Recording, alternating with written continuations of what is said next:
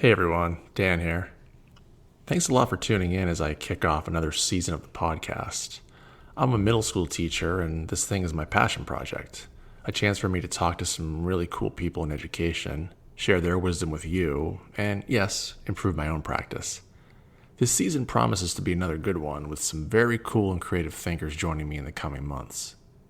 Today's episode is a crowdsourced one, originally meant to be a season finale, but now moved to a season premiere.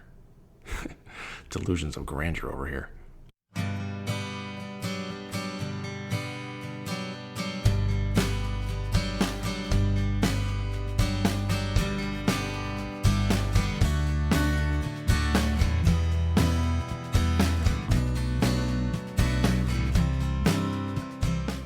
Welcome to What's the Big Idea? I'm your host, Dan Carney. Many of you are about to start or have already started the new school year, and I thought it was a good time to check in with some thinkers about what we've learned, we, educators, education, what we've learned since March of 2020.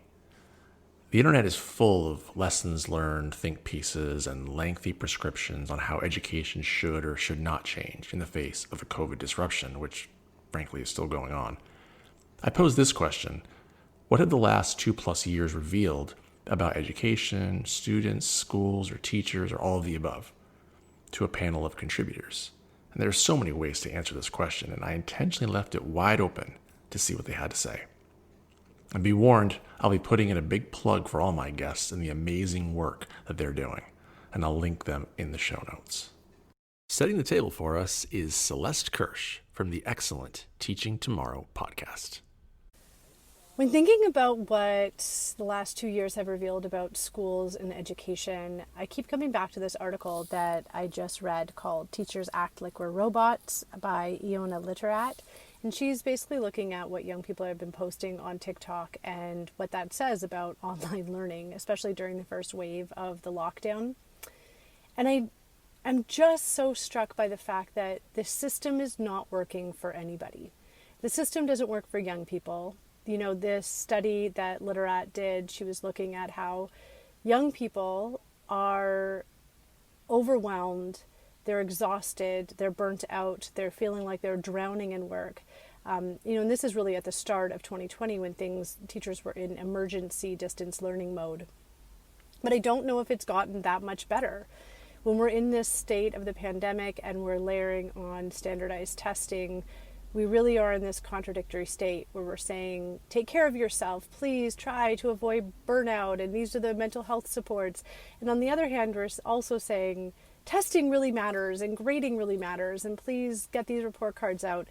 It doesn't feel like a sustainable system. Students are overwhelmed, and yet teachers are also overwhelmed and burnt out and exhausted. And we see this by the number of teachers who have left the profession and the supply teacher shortage across the board, and certainly in where I am in Toronto. It's a more cynical take, but I see it as an opportunity for reconstruction and redesign. We're not there yet, and I don't think that any of us have had the bandwidth to really be creative and dream up new possibilities. On one of my episodes, I talked to Angela Watson, who runs the Truth for Teachers podcast and platform. And she had a really interesting point that I think about a lot, that if we don't have time to be creative, we're just going to keep doing the same things that we've always done before. I think teachers want something different. I think parents want something different out of schools. I think young people especially want something different. And there is a groundswell, there is a desire for it. We just haven't yet had the time to really figure out what that is. We know it's not online learning. We know it's not distance learning. We know it's not this, really heavily standardized testing culture that we've created. So the question is, what will it be? And I'm really excited to, be talking to people who are trying to figure that out together. So in summary, I think that the last 2 years have really revealed how much we need a different system. This factory model of education is broken. It doesn't work anymore. And we're very much ready for something new. Celeste asks the salient question about education's willingness and capacity to think big and use this moment to come up with some important systemic changes. This is a recurring theme in the contributors to this episode, with varying degrees of optimism. Another recurring theme? The importance of relationships and school culture. My name is Jonathan Gold. I'm an 8th grade history teacher at Moses Brown School in Providence, Rhode Island. And my view is that the pandemic didn't teach us anything new so much as reveal things that we already knew to be true. Namely, the importance of relationships in teaching. And so all of the technology and barriers that we face to connecting with one another in schools showed us just how important it is to build relationships among teachers, among families, and among students, and how essential those are to learning, which is something I think we all already knew or suspected was true. And I think this moment of such profound social disruption really revealed just how important those relationships are.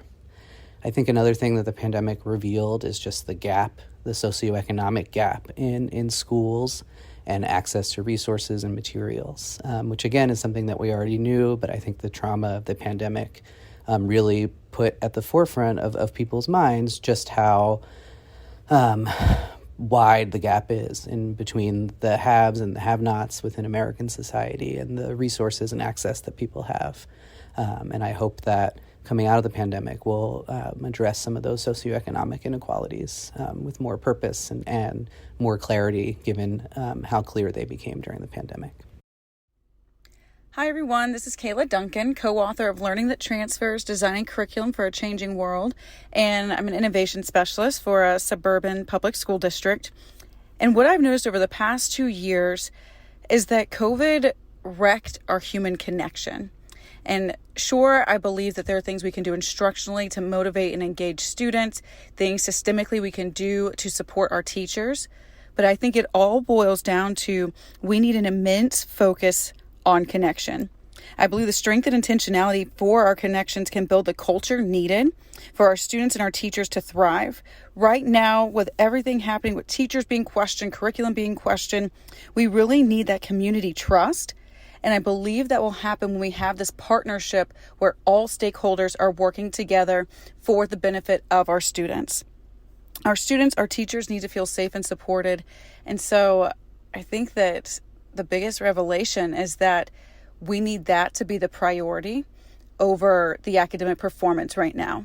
And if we can do that, then we can get to the other outcomes that we expect in education.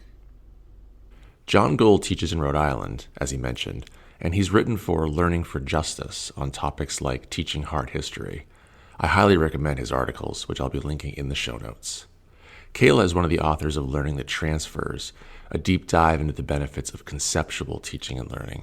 It's a really accessible look at how we can move away from content obsession in our curriculums and towards more meaningful engagement.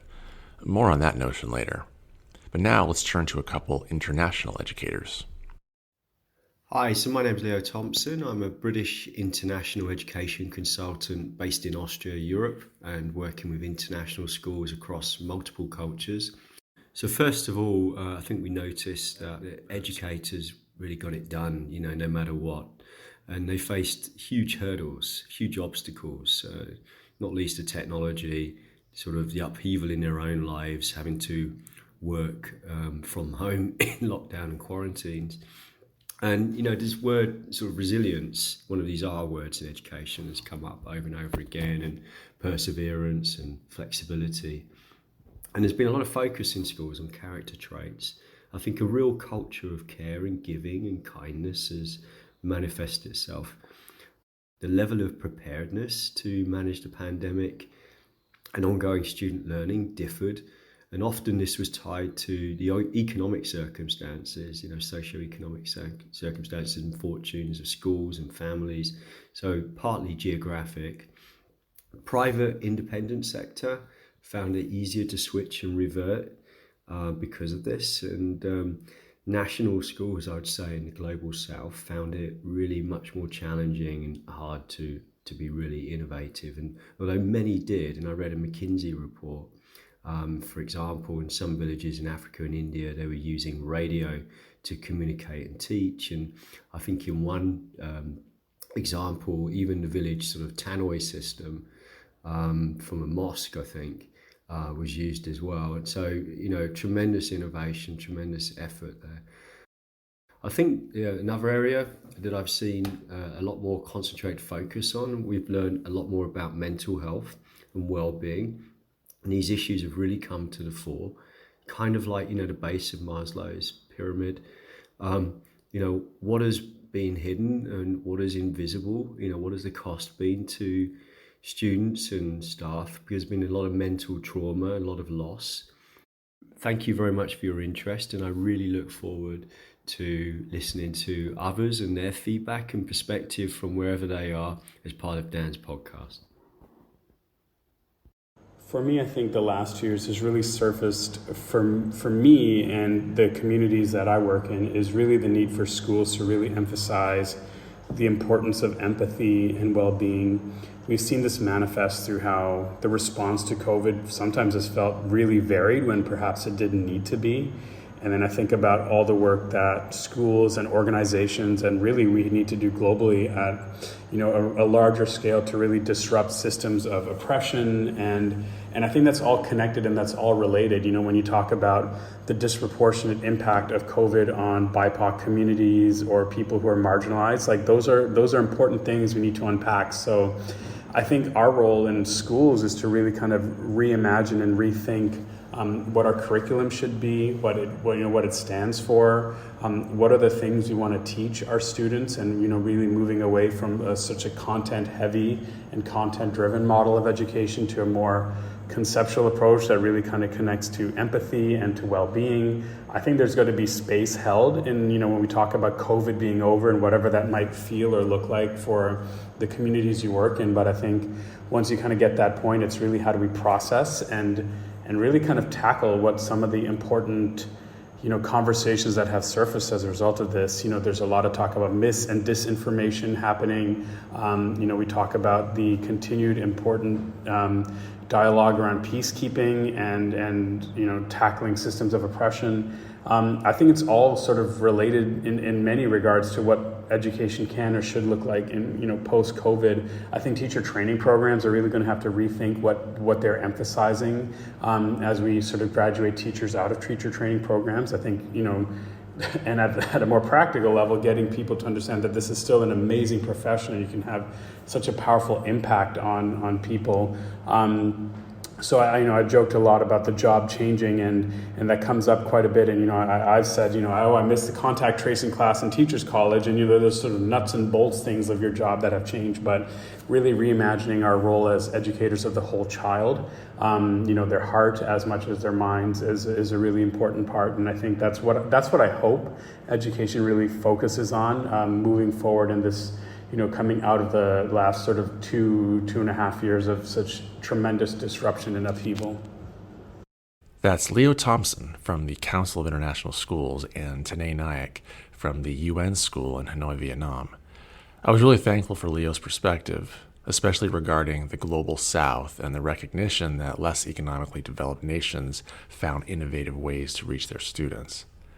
Our Zoom fatigue certainly feels like a first world problem when you hear his descriptions of radios and mosque minarets being leveraged to reach kids. And I'm sure many of you were nodding along with Tanay when he talked about the need to rethink our content-heavy curriculums and turn towards a model that reaches all students, especially our most marginalized. My next contributor, Nick Covington from the Essential Human Restoration Project, says, yeah, we had a golden chance to change things, and we kind of blew it. As one article I read in 2020 put it, the coronavirus didn't break America, it revealed what was already broken. And at the risk of sounding pessimistic, I think we had a real opportunity amidst disaster to reimagine nearly every institution, from healthcare and education to work and leisure. But in the absence of a positive agenda for what that could look like, which I would argue is in part due to some groups using the pandemic to drive a political wedge between communities and schools and parents and teachers and students, I think the pandemic precipitated an existential crisis as we continue to reevaluate our relationship to the world. And I think it's one that teachers are living and struggling with every day in our classrooms. What's all this for anyway?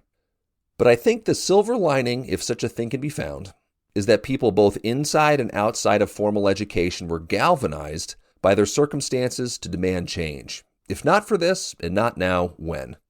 And they've used that energy to both help themselves and their communities to resist the siren song of normalcy, say, by rejecting surveillance technologies, centering student health and well-being over grades and test scores, and drawing hard lines for safe working and learning conditions. And I think for schools in particular, it has revealed the transactional nature of students' relationships to schooling. So we need to offer more than scores if we expect students to treat school as more than just a means to an end. Or students have found that the return to normalcy means once again not thriving within those traditional definitions. So we need to help students reconnect to the world in positive ways and help them maintain those vital lifelines to the world outside of school. We need to be partners and mentors in once again finding their path to purpose. Nick ends there with some thoughts on helping students connect to the greater world and find some purpose, which is a perfect segue to Julia Fliss, an educator in Colorado who has some concrete tips for us all. Multi-layered answer with a very clear top layer that digs deep for me is the importance of connection. I'm not talking about just physical space. I'm talking about connection with self, so radical self-care, importance of relationships, and really looking at what matters to our community at the level of our common humanity. Nothing has taught me more than riding that roller coaster of life with my kids as we navigated the pandemic and then navigated our way out of it. The pandemic literally focused our attention on not just our individual and collective well-being, but also brought to light our interdependence and our shared fear. In this way, it kind of called us to see the truth within the systems that have guided us, that are guiding us. And instead of experiencing all of that as victims or as passerbys, I guess, we chose to look at it straight on and see it as experiential learning at its best. And I would have to say that as we made sense of things together, we created new pathways to new understandings of ourselves, each other, our learning community, and the world. So what kind of skills are we talking about bringing into our classroom? Self-care, like that radical self-care toolbox I just mentioned, along with what we are now titling decompartmentalization strategies, right? So strategies that we're using to pull ourselves out of the boxes that we purposefully put ourselves in, whether we're talking about a Zoom screen or a Zoom camera or a screen from a computer or our home or that isolation feeling of gotta stay in, gotta stay withdrawn, gotta stay closed in because of fear.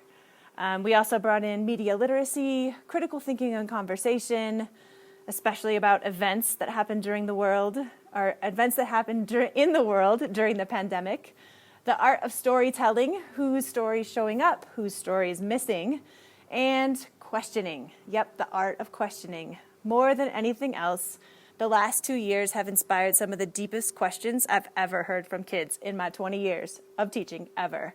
From what's healthy to, wait, what's toxic? And is that toxic? And how do I tell the difference? To how can what happens in India happen like that while what happens here happens like this? Recognizing that we're that global ecosystem. These questions literally reformed us into the humans we are today. So what has been revealed? Ourselves. Looking at root causes of why we are the way we are, why the world is the way it is, and how to understand ourselves from the inside out and the outside in.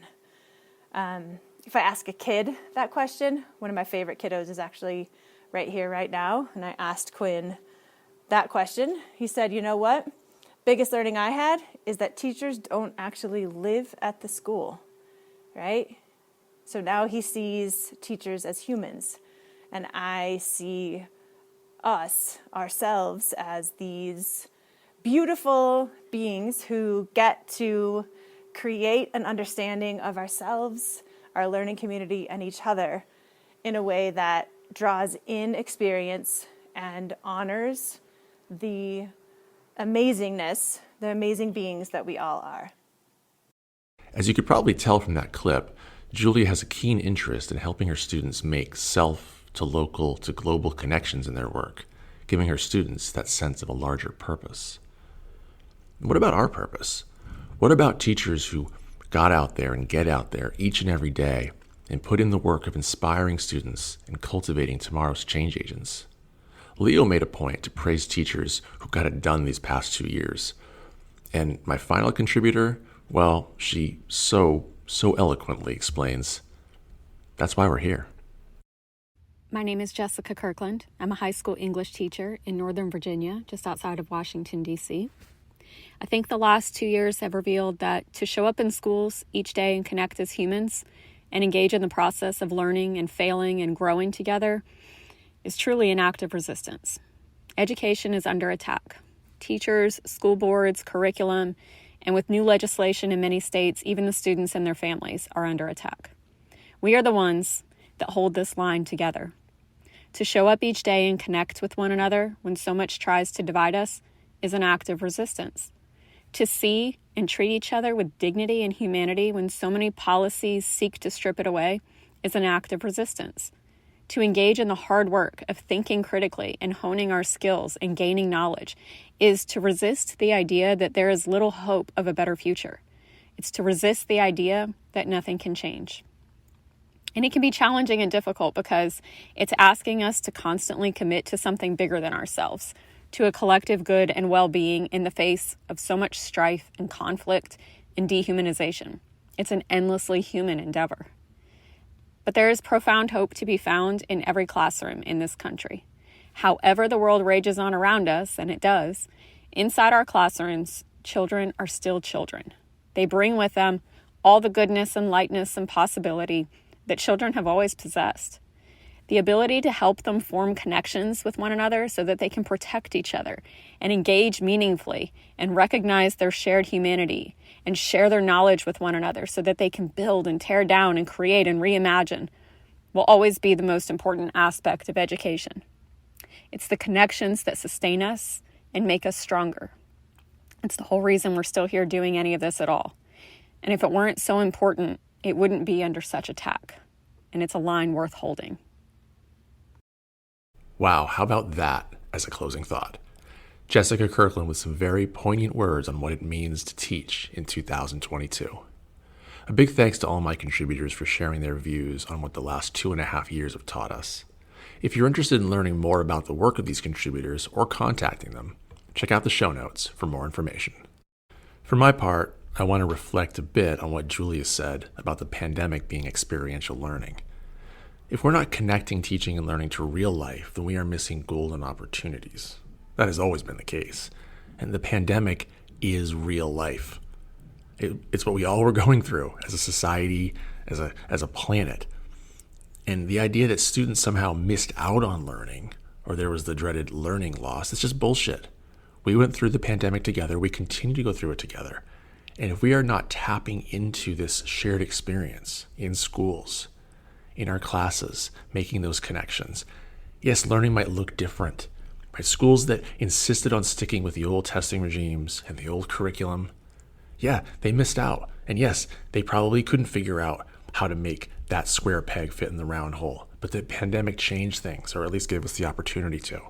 It's that experiential learning that schools could shift to on a permanent basis, whether it's project-based or some other model. But the pandemic opened the door for us to look at education differently.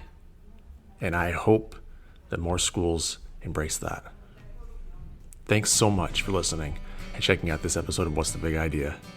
Another season kicks off now, so check back in later for episodes with big thinkers and people doing some really cool things in education. Best of luck to you all starting a new school year. Take care, everyone.